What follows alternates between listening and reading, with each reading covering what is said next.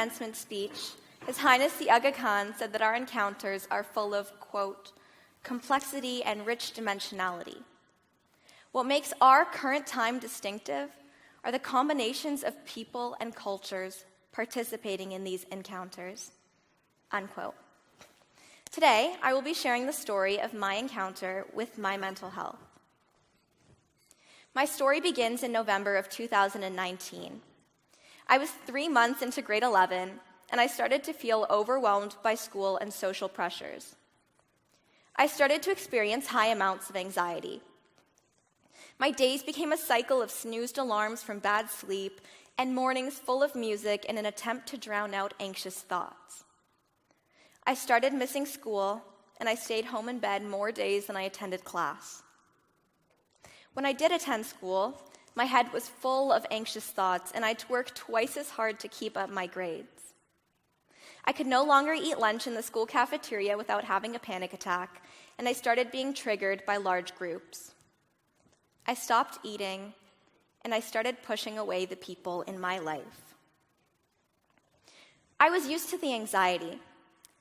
What I wasn't used to was the way that it manifested itself in my life. My entire world seemed to shift on its axis.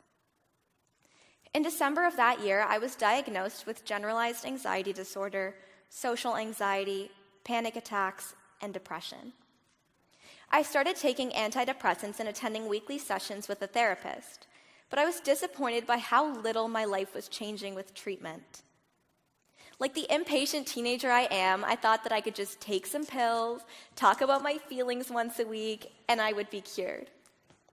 In fact, while the antidepressants provided me with energy and eliminated some of my worst symptoms of depression, my anxiety actually got worse.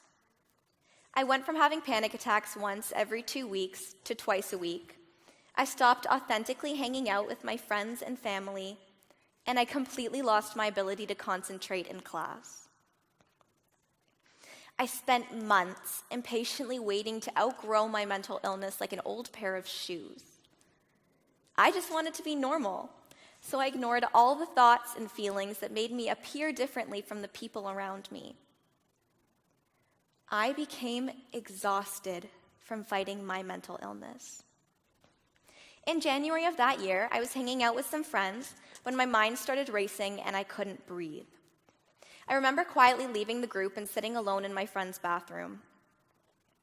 I did everything I could to stop my panic attack.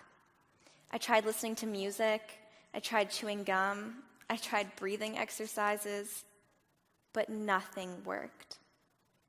About 15 minutes later, my friend found me shaking on the bathroom floor.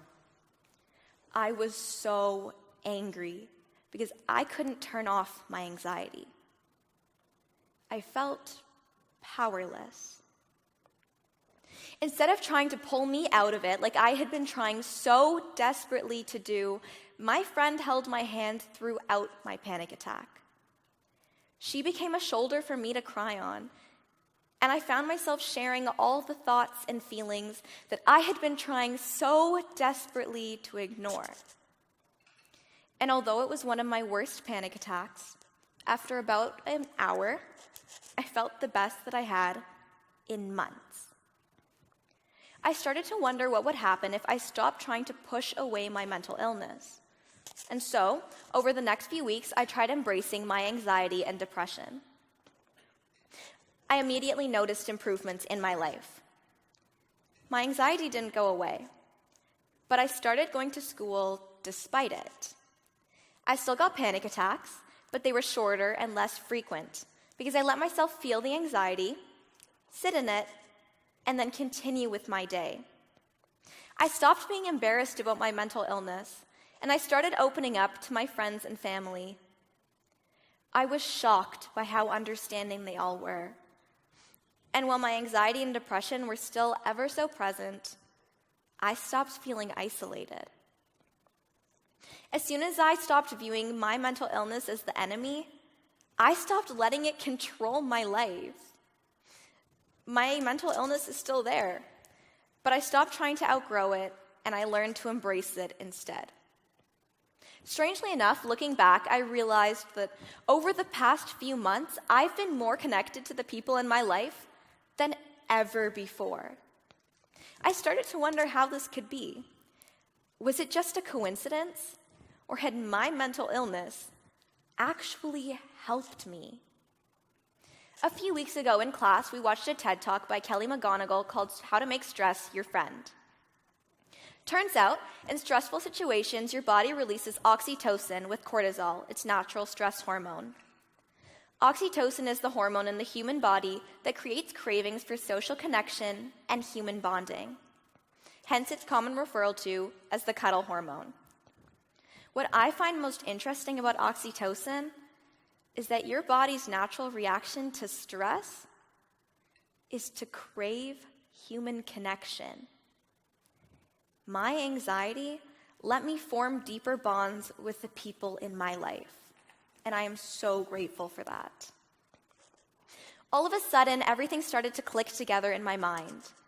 My mental illness is not isolating. Pretending it doesn't exist is.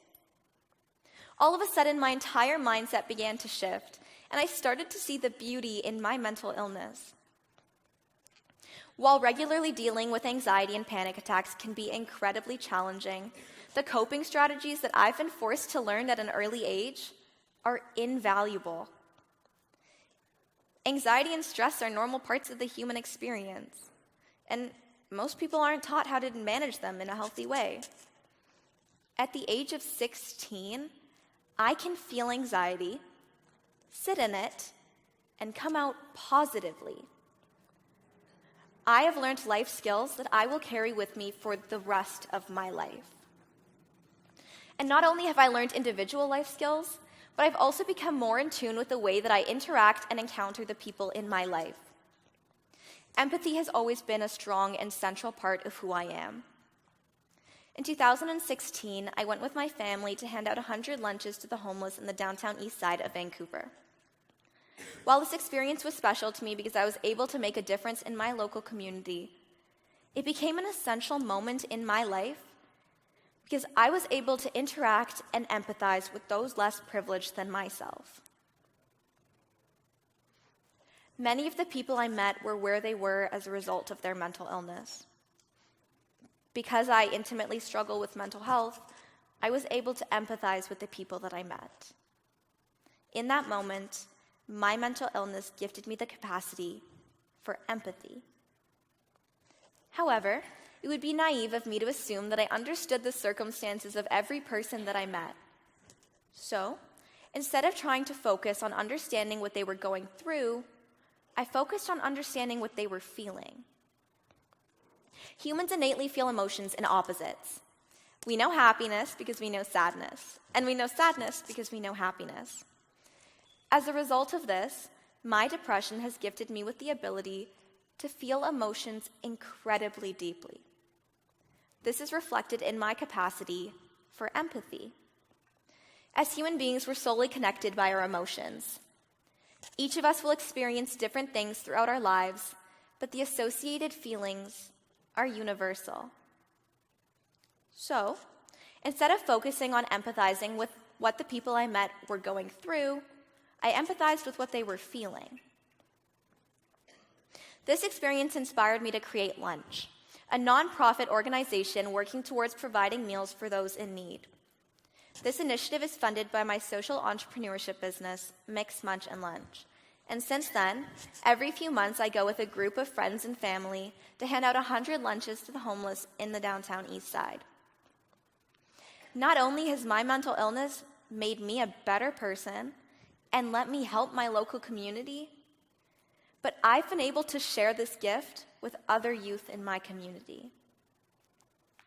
With adversity comes beautiful things. Just as the adversity of the Mongol Empire gave rise to beautiful Timurid architecture, the adversity of my mental illness gave rise to beautiful connections within my community. If you look at history, the moments that became essential moments in history were when cultures and societies merged. With these encounters flourishes the most beautiful things. There are Islamic mosques in China that combine architecture from all across Asia. Philosophy and science are a direct manifestation of the intellectual encounters between languages such as Greek, Syriac, and Sanskrit. The foundation of development has always been the exchange of ideas between different perspectives and ways of seeing the world. Our society is built off of pluralism, and like gender, ethnicity, and past experiences, mental illness is just another form of diversity. I'm not trying to minimize the struggle of mental illness. Trust me, I understand how hard living with it is. But what I want to emphasize is that despite its challenges, my mental illness has made me a better person, has allowed me to connect on a deeper and more intimate level with the people in my community, and has provided you with a unique and beautiful way of seeing the world. My mental illness has gifted me something that no one else can offer, and that's my gift for the world. I'm a result of my mental illness, and I could not be more grateful. Thank you.